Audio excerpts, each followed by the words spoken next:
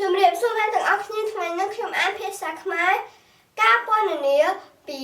វត្តមួយកាលពីចូលឆ្នាំខ្មែរកន្លងទៅ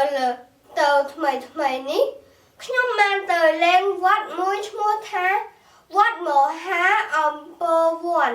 ដែលស្ថិតនៅក្នុងភូមិឫស្សីជ្រោយឃុំឫស្សីជ្រោយ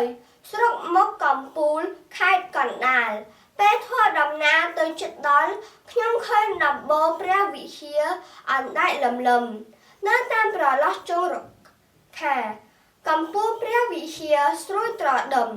នៅលើអាកាសវេហាបង្អួតរៀងដល់ជនីន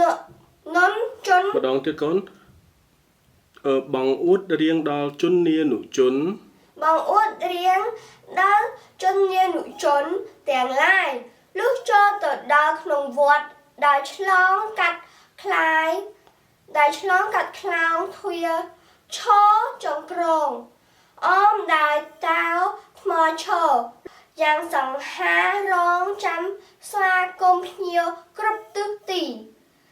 យើងឃើញទិដ្ឋភាពក្នុងវត្តអារាមទិដ្ឋភាពក្នុងវត្តអារាមនេះមានភាពមនោរម្យណាស់ព្រោះមានដើមឈើធំខ្ពស់ផ្ដល់ម្លប់ត្រឈឹងត្រឈៃនៅក្រោមដើមឈើនីមួយមានមុខ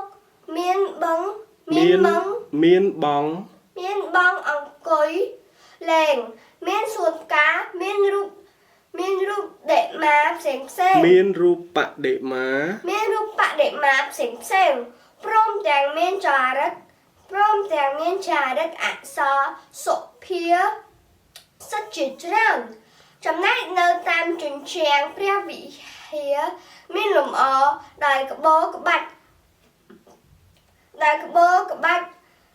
រចនាយ៉ាងល្អប្រណិតនៅផ្នែកខាងក្នុងវិហារវិញមានលម្អដោយផ្ទាំងគំនូរ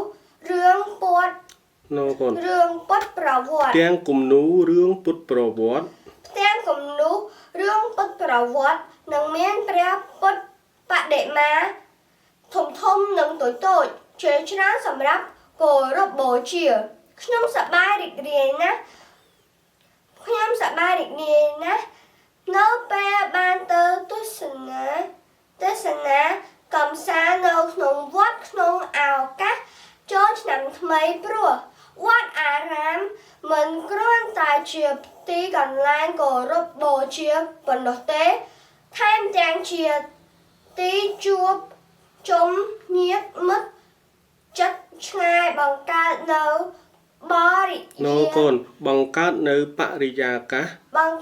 បរិយាកាសសប្បាយរីករាយថែមទៀតផងជម្រាបលាអ្នកទាំងអស់គ្នា